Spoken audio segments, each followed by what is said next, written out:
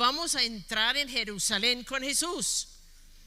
¿Ustedes quieren entrar en Jerusalén con Jesús? Ok, bueno, entonces vamos a entrar en Jerusalén con Jesús. Y les cuento, mis hermanos, que yo llevo casi 8 días disfrutando este mensaje, porque no sé si usted sabe, pero nosotros los ministros del Señor, lo que hacemos nosotros es entregar lo que el Señor ya nos entregó a nosotros. Y este mensaje no es mío, es de Él. Porque cuando el pastor me invitó, yo le dije al Espíritu Santo, yo le dije, necesito que tú me regales el mensaje, porque si vamos a repetir lo que hemos escuchado toda la vida, pues sí, se puede hacer, pero yo quiero, Espíritu de Dios, que tú profundices, que tú nos reveles algo diferente, algo nuevo, algo que va más allá que lo tradicional. Entonces eso es lo que vamos a hacer en esta mañana, porque esta tarde ya el Espíritu Santo nunca nos deja en ascuas. Él siempre tiene algo muy especial para decirnos. Y realmente, mis hermanos, vamos a entrar en Jerusalén con Jesús. Vamos a crear un ambiente, una atmósfera que se vivía allá. Vamos a crear un escenario de lo que vivía Jesús, lo que vivía todo el mundo en esa entrada triunfal de Jesús a Jerusalén. Y vamos a conocer todos los personajes que estuvieron allá, y vamos a también identificar, si el Señor nos muestra, en qué grupo estamos. Y vamos a preguntar a Jesús los secretos de Él. Y les cuento que Él me contó su secreto, pero eso lo vamos a ver más adelantico. Vamos a mirar primero que todo, leer el pasaje en Lucas 19, versículo 28 a 44. Y desde ya vamos a tratar de imaginar cómo era, buscar desde ya, mientras estoy leyendo, los personajes que están en esta historia, porque la idea es que hoy entramos en Jerusalén con Jesús. Bueno, vamos a leer. Dice así. ¿Ya llegó? Eso. Dicho esto, iba delante subiendo a Jerusalén. Y aconteció que llegando cerca de Betfagé y de Betania, al monte que se llama Los Olivos, envió 2 de sus discípulos, diciendo: id a la aldea de enfrente, y al entrar en ella hallaréis un pollino atado, y en el cual ningún hombre ha montado jamás. Desatadlo y traedlo. Y si alguien os preguntare por qué lo desatáis, le responderéis así: porque el Señor lo necesita. Fueron los que habían sido enviados y hallaron como Él les dijo. Y cuando desataban el pollino, sus dueños le dijeron: ¿por qué desatáis el pollino? Ellos dijeron: porque el Señor lo necesita. Y lo trajeron a Jesús, y habiendo echado sus mantos sobre el pollino, subieron a Jesús encima. ¿Están imaginando la cena? Y a su paso tendían sus mantos por el camino. Cuando llegaban ya cerca de la bajada del monte de los Olivos, toda la multitud de los discípulos, gozándose, comenzó a alabar a Jesús a grandes voces por todas las maravillas que habían visto, diciendo: bendito el Rey que viene en el nombre del Señor, paz en el cielo y gloria en las alturas. Entonces algunos de los fariseos de entre la multitud le dijeron: Maestro, reprende a tus discípulos. Y él respondiendo les dijo: os digo que si estos callaran, las piedras clamarían. Y cuando llegó cerca de la ciudad, al verla, lloró sobre ella, diciendo: oh, si también tú conocieses, a lo menos en este tu día, lo que es para tu paz, mas ahora está encubierto de tus ojos.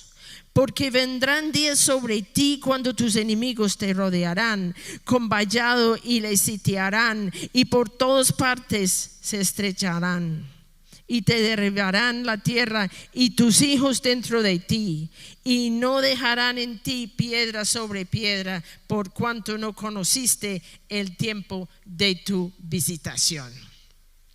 Bueno, aquí en esta historia hay muchos personajes y vamos a hablar un poquito de cada uno. Primero van los 2 discípulos que fueron por el pollino. Después el pollino, yo no sé si se puede llamar un personaje, pero bueno, viene el pollino. Después el resto de los discípulos, porque me imagino que Jesús mandó 2, pero estaban los otros. El gentío, la gente, los religiosos. Y después vamos a hablar del personaje más importante. ¿Quién es? ¿Quién es el personaje más importante? Jesús, ¿cierto que sí? Bueno, entonces empezamos con los 2 discípulos. No sabemos cuáles eran. Si era Pedro y Juan, si era, no sé, Jacobo, no sé. Pero habían 2 que Jesús les dijo que fueran por el pollino. En otro evangelio dice que ellos fueron por los 2, la mamá y el pollino, pero aquí en este pasaje habla del solo pollino. Bueno, entonces vamos a pensar en estos 2 discípulos.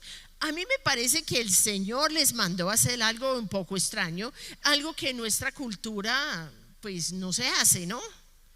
Uno no llega a una parte y desata un animal y la monta y se va. No. ¿Será que estos 2 discípulos pensaban: bueno, Jesús, ¿por qué nos mandó algo tan raro?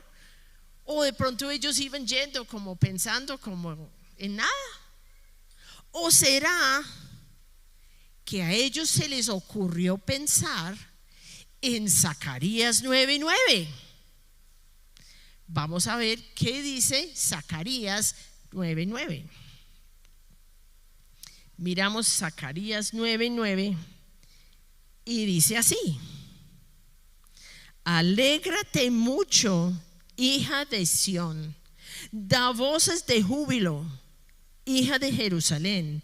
He aquí tu rey vendrá a ti, justo y salvador, humilde y cabalgando sobre un asno, sobre un pollino, hijo de asna. ¿Será que ellos 2 pensaron en eso? Pues no sabemos, porque la Biblia no nos dice, pero todo hijo o todo niño judío estudiaba el Antiguo Testamento.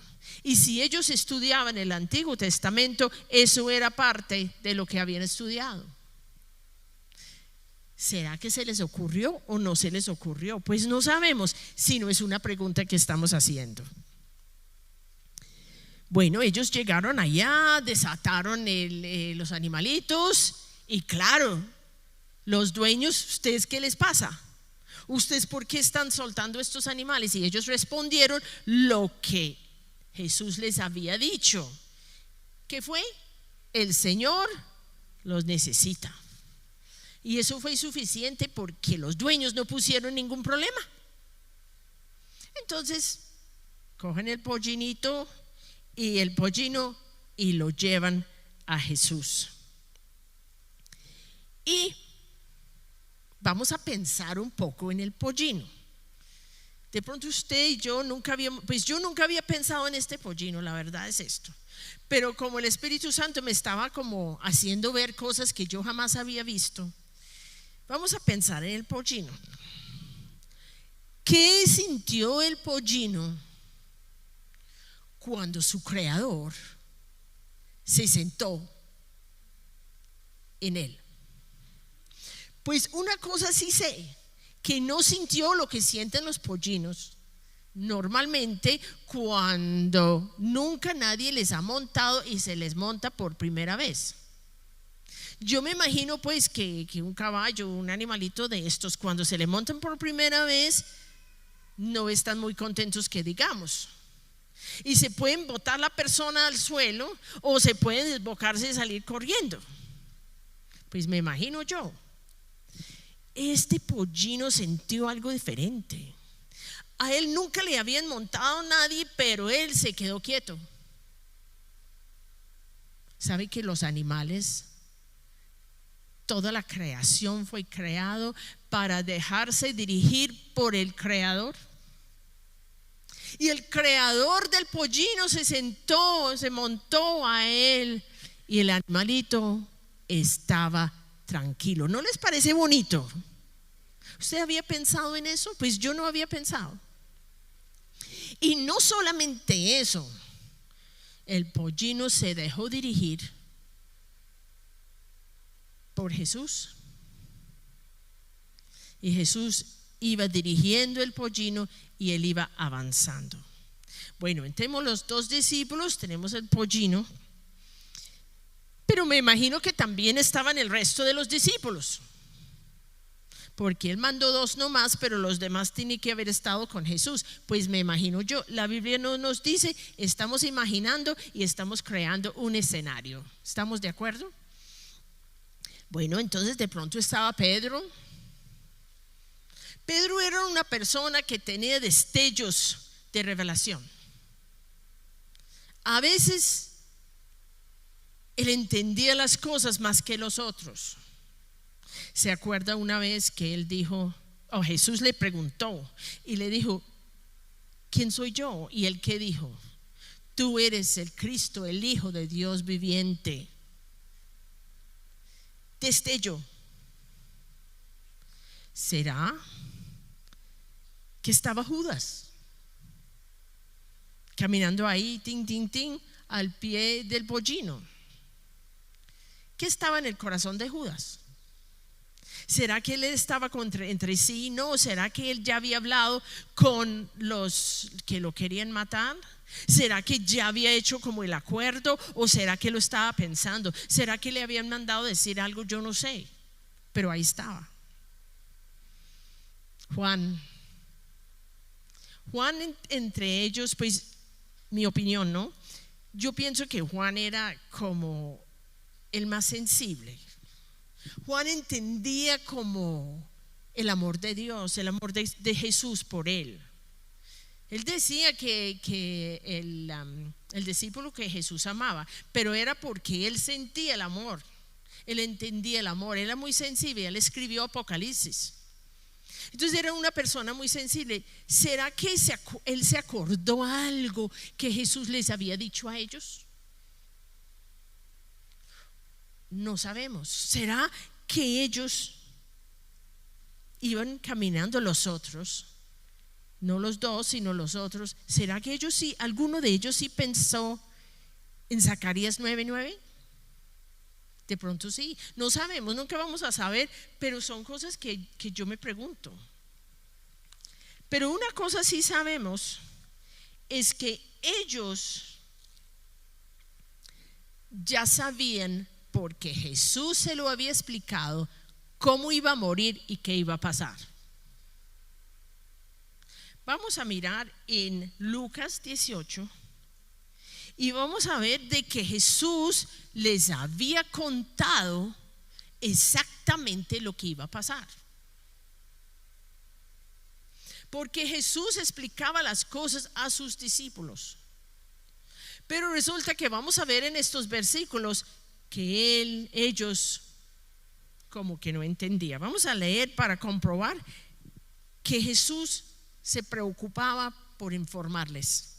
Bueno, 31, Lucas 18, versículo 31 dice así: tomando Jesús a los 12 les dijo: he aquí, subimos a Jerusalén. Ellos ya sabían que el asunto de Jerusalén Jesús ya les había contado. Y se cumplirán todas las cosas escritas por los profetas acerca del Hijo del Hombre. Yo me imagino Jesús contándoles esto y ellos escuchando. Pues será entregado a los gentiles y será escarnecido y afrentado y escupido, y después que le hayan azotado le matarán. mas al tercer día resucitará.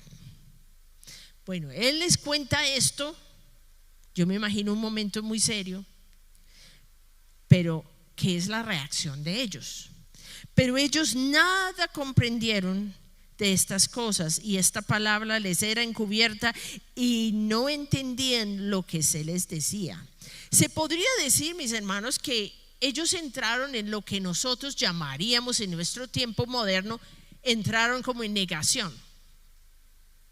Yo no sé si a usted le ha pasado, pero a mí me ha pasado que le dicen algo tan fuera de lo que yo jamás he pensado, y es como si no me hubieran dicho nada. Yo como que lo niegan, como que ve, me dijeron esto, pero no. Y yo me imagino que ellos entraron en medio de su humanidad y su poca revelación, porque recuerdan que ellos no tenían el Espíritu Santo todavía. Ellos como que no entendieron absolutamente nada, y ahí iban caminando sin entender, pero Jesús ya les había comunicado. Bueno, ya vamos a mirar el gentío, todo ese grupo de gente, porque ellos vienen llegando y la gente empieza a salir, a saltar, a brincar, a gozarse, a tirar los mantos al suelo para que Jesús pasara, y empiezan a bolear las palmas y están felices. ¿Quiénes estaban allá? ¿Será que estaba María Magdalena, la que Jesús le había librado de 7 demonios? ¿Será que estaba Bartimeo, el que había sido ciego?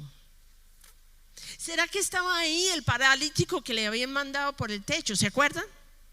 ¿Será que él saltaba? ¿Será que estaban los leprosos que él había sanado? ¿Será que estaba el gadareno? Porque aquí dice que eran las personas que habían visto las maravillas de Jesús.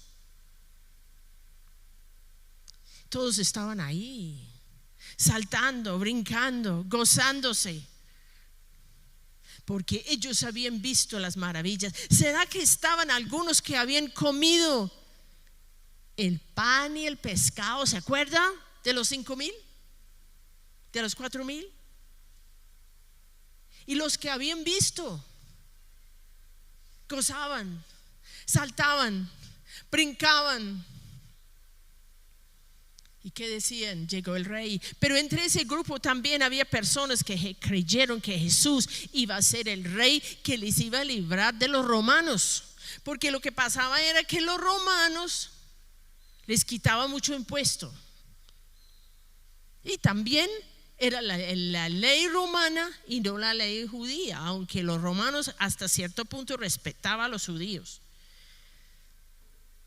Y ellos decían: llegó el rey, por fin nos van a librar de los romanos. También en ese grupo había personas que en pocos días iban a decir: crucifícale. Tremendo esto, ¿no les parece? Esto es real. Porque en pocos días, 3 o 4 días, yo no sé cuántos, esa misma gente, algunos, no todos, porque muchos creyeron en sus corazones. Habían unos que iban a brincar y decir: píquele, denos Barrabás. Todo eso es lo que hay en el ambiente, este escenario que nosotros estamos viendo. Es un escenario interesante, diferente a lo que hubiéramos pensado. Hay otro grupo, los religiosos. Siempre ahí en un rincón, todos junticos, ¿haciendo qué? Murmurando, criticando, señalando, opinando. mirando a ver si esto cumplía las leyes que ellos habían puesto, porque ellos habían colocado un poco de tradiciones y un poco de leyes encima de lo que era verdaderamente la ley de Dios. En sus corazones tenían un plan, que era el plan de ellos. Juan 5:16. Vamos a mirar qué era el plan de ellos. En sus corazones ya lo habían mandado por un voladero, ya le habían hablado todo lo que quisieron hablar. ¿Qué dice? Por esta causa los judíos perseguían a Jesús y procuraban matarle, porque hacía estas cosas en el día de reposo. El plan de matarle estaba en el corazón de los religiosos. ¿Y ellos qué dijeron? Esta gente haciendo tanta bulla, saltando, brincando, vea, es tanto desorden. Y le dijeron a Jesús, pues repréndeles. ¿Cómo así? ¿Cómo así con tanta cosa? No, que se calme, que respeten. Pero Jesús obviamente no hizo eso. Bueno, ya llegamos al personaje más importante, el personaje que es el centro de todo esto. Y vamos a ver qué ve, qué hay en el corazón de él. ¿Qué hay en el corazón de Jesús cuando él le dijo a los 2 discípulos que fueron por el pollino? ¿Qué habrá en el corazón? ¿Será que él dijo, no, pues tocó cumplir esta profecía? Yo no creo. Yo creo que él fluía en el Padre. Él había dicho, mi Padre y yo uno somos. Y él fluía en el Padre, pero él sabía todo lo que le iba a acontecer. Y cuando él manda a los discípulos por el pollino, él sabe que esto es el principio de una semana de terror para él. Él miraba a sus discípulos y él sabía que los discípulos no tenían la más mínima idea de lo que estaba pasando. Estaban en negación. ¿Y eso qué produjo en el corazón de Jesús? Una soledad infinita. Él sabía que no había nadie que entendía lo que estaba pasando. Su padre sí, pero hablando humanamente, el qué tenía en su corazón. Yo imagino y yo lo sentí cuando estaba preparando esto, esa intensa soledad que él sentía. ¿Por qué sentía solo? Porque nadie realmente entendía, solamente su padre. Humanamente estaba solo. Él veía a los discípulos y yo me imagino que él decía, no, pobrecitos, ellos no tienen, como que no lo han agarrado todo lo que va a pasar. Nadie lo entendía. Miraba tal vez a Pedro y recordaba que había tenido un encontrón con Pedro, porque el día que él les contó, no el día que leímos, el otro día, Pedro como que entendió un poquito y le fue y le dijo, no, que no le vaya a pasar a usted. No, yo no lo voy a permitir. Y Jesús, ¿qué le dijo? Quita de mí, Satanás. Cierto que tuvo un control fuerte, porque el enemigo puso en el corazón de Pedro decir eso. ¿Será que María estaba ahí? ¿Será que en ese gentío estaba María, la mamá? ¿Será que ella sabía lo que iba a pasar? ¿Será que él le había contado o será que no le contó nada? No sé. Pero yo me imagino que él miraba a su mamá Y él decía, mamá, en su corazón, mamá, tú no te imaginas lo que vas a sufrir esta semana. Y ahí ve a Judas que nunca le cuadraban las cuentas, y todo el mundo sabía, y lo miraba. El que había andado con él, el que había guardado la plata, iba a usar esa misma plata para traicionarlo, y él lo sabía. ¿Está sintiendo su dolor? ¿Está sintiendo su soledad? ¿Está sintiendo su humanidad ahí? Porque él era tan humano como usted y yo, y tan Dios como su Padre.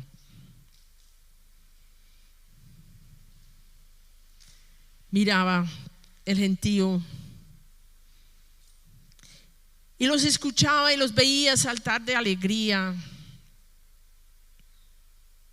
¿Será que él pensaba, por fin me reciben como yo merezco? Él no pensó eso. Eso sí, de eso estoy segura, porque él se había humillado bajo la dirección de su Padre. Y él iba entrando y él veía. No solamente veía, sino que sabía todo lo que estaba en sus corazones. Y él sabía que en pocos días que iba a pasar,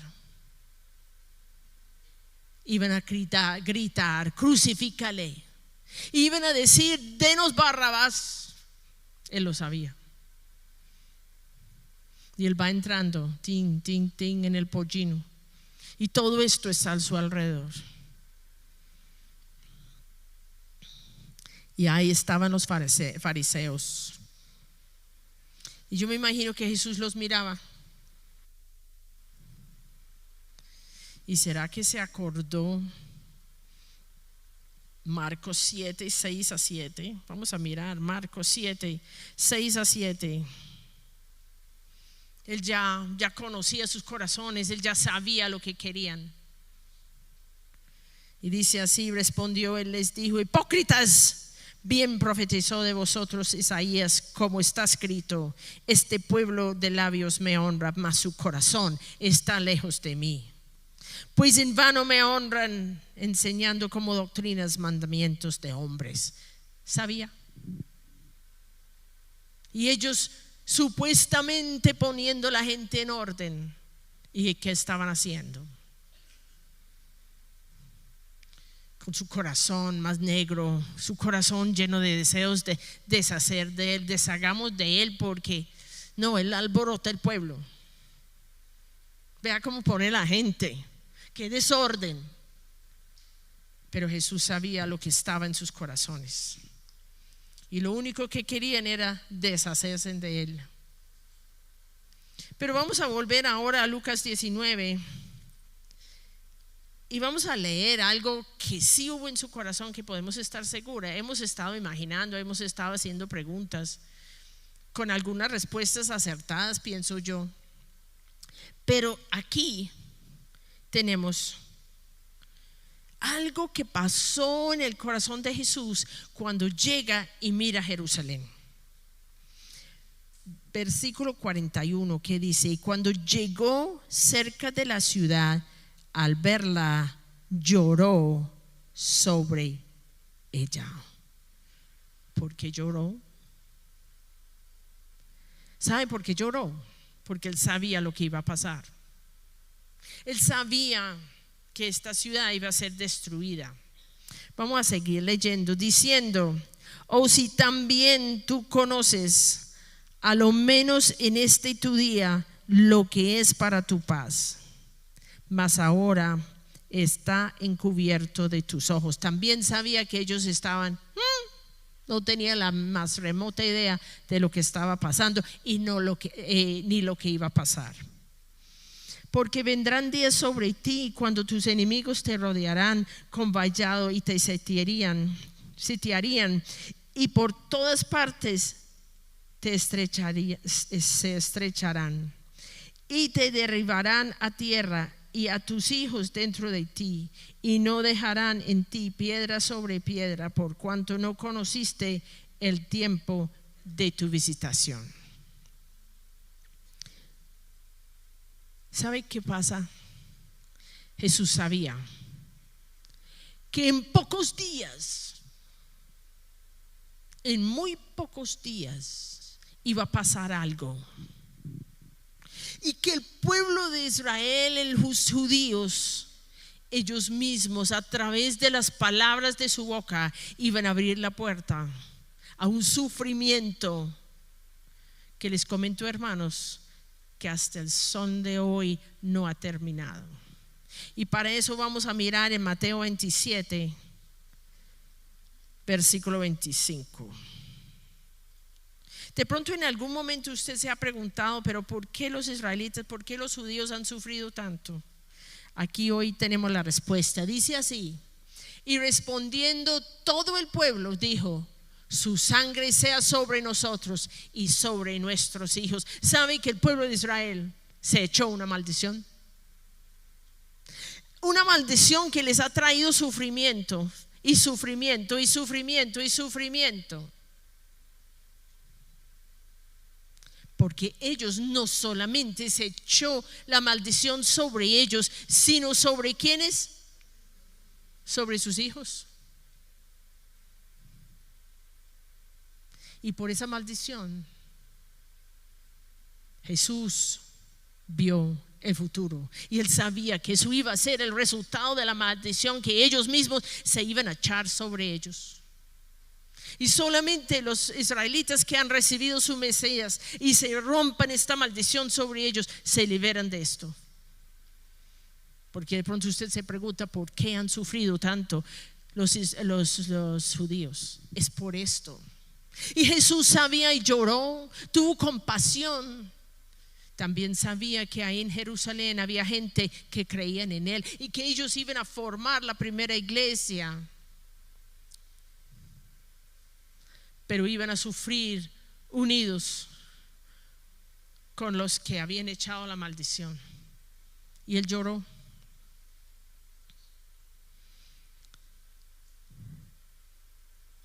¿Cómo estamos? Esto es fuerte, ¿cierto? Es fuerte entender y vivir esta situación. Y les cuento, mis hermanos, que cuando el Espíritu Santo me mostró todo esto, yo empecé a sentir lo que él había vivido, lo que estaban viviendo todos, y yo empecé a ver toda esta historia de otro punto de vista totalmente diferente. Y por ahí el miércoles en la noche yo tuve una pregunta para Jesús, porque es una cosa que nosotros creamos un escenario, es otra cosa que entendemos como espiritualmente qué es lo que pasa. Y yo le dije: Jesús, ¿usted cómo hizo?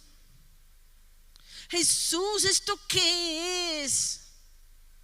¿Cómo hiciste para entrar en Jerusalén montado sobre ese pollino y ver todo eso? ¿Cómo sobreviviste? Yo sí le pregunté así como les estoy diciendo. Y el Señor me contestó de inmediato. Tan bonito cuando el Señor le contesta a uno de una, ¿no? Me contestó de uno con Hebreos 12:2. Vamos a mirar Hebreos 12:2. Puesto los ojos en Jesús, el autor y consumador de la fe, el cual por el gozo puesto delante de él sufrió la cruz, menospreciando el oprobio, y se sentó a la diestra del trono de Dios.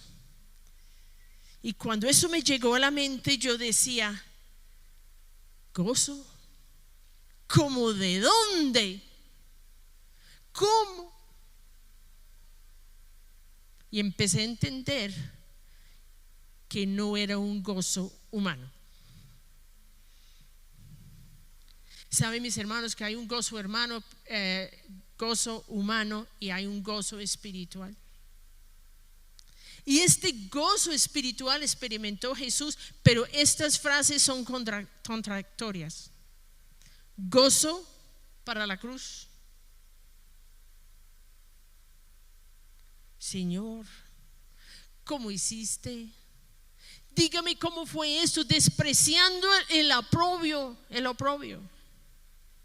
¿Cómo hizo para despreciar el oprobio? Lo que le hicieron, cómo le hicieron de todo, le escupieron, le quitaron la ropa, le pusieron una corona, deshicieron con él injustamente. Cuando yo miré la palabra trono, yo le dije, ajá, tú miraste el trono. Y yo sentí que el Señor me lo confirmó. Él miró el trono. Él no miró el oprobio, él no miró la gente, él vio, pero no miró. Él miró el trono. Él miró lo invisible. Él miró después de la resurrección. Y yo pensé, wow, ¡oh, Señor, tú me diste tu secreto! El gozo que no es de este mundo. El gozo que le dio el Padre no era una emoción, era un regalo que Dios le dio. ¿Por qué? Porque él no miró lo que estaba a su alrededor. Él vio, sí, pero no miró. Él miró el trono. Y cuando estaba pensando en todo eso, el Señor me recordó otro versículo, Nehemías 8:10. Dice así, vamos a leer nomás la última frase. Dice así, porque el gozo de Jehová ¿es qué? Señor, tú me diste el secreto de tu fuerza. Tú me das el secreto tuyo para soportar todo esto. Y sabe una cosa, mis hermanos, ese Jesús resucitado, ya en el trono del Padre, que vivió todas estas esas cosas y experimentó el gozo que le dio el Padre, todo eso, ¿el dónde vive? ¿Dónde vive? ¿Dónde vive? ¿Dónde está Jesús? ¿Está mi corazón? Ese mismo, con ese mismo gozo está en mi corazón, está en su corazón. Si usted lo ha recibido como su Señor y Salvador, si usted ha nacido de nuevo, Cristo Jesús nació en usted. Y ese gozo está ahí. Quiero decirles que en este mundo hay mucho temor al futuro, hay mucha ansiedad, hay una guerra por allá en Europa. Nosotros estamos enfrentando elecciones. Dicen muchas cosas que no sé si son o no son. El futuro nuestro es incierto, pero hay una cosa cierta: el gozo del Señor, que es nuestra fortaleza. Eso es lo que Dios nos quiere regalar en este momento.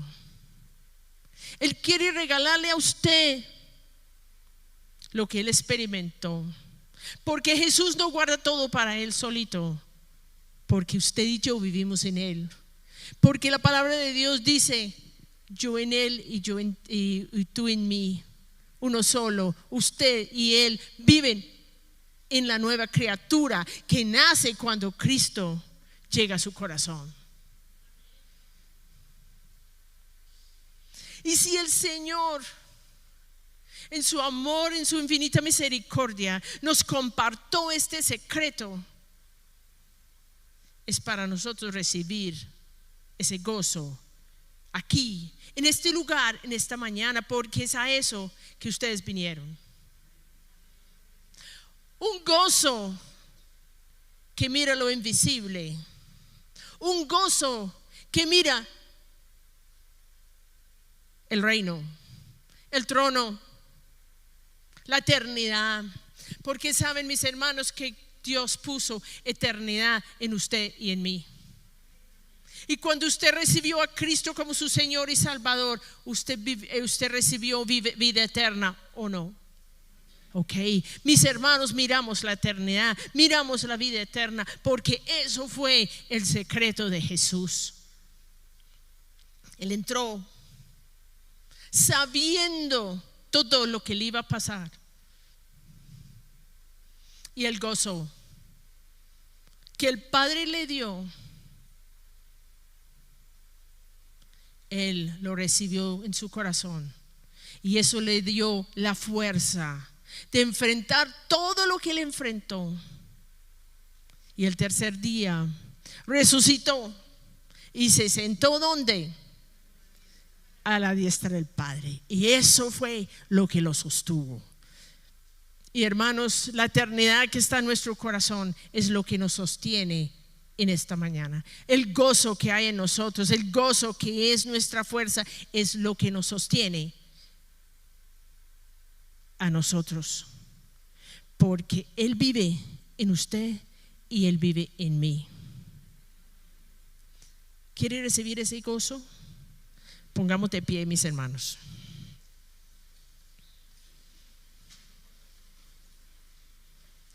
Señor, tú nos has dado tu secreto, tú nos has mostrado que tú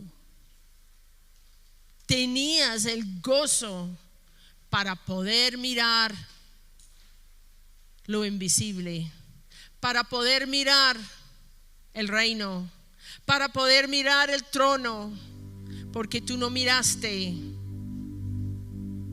solamente lo que tú podías ver alrededor tuyo, porque no había nada que te podía dar gozo.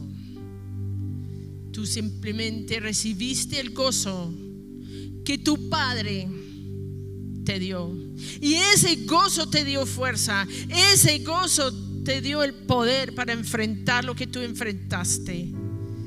Y esta semana, Señor, vamos a recordar lo que tú enfrentaste, pero vamos a recordar que lo que te sostuviste,